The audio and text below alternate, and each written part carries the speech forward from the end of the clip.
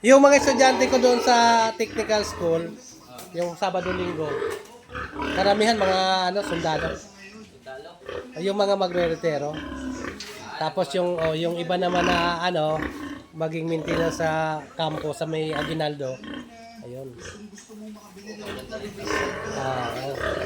Yung babae doon, ano yun? Ah! Mga sekretary namin doon, dalawa.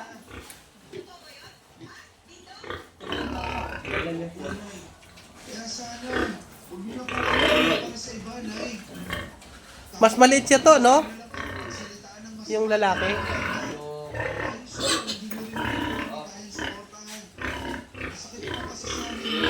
Tapos na ang toro.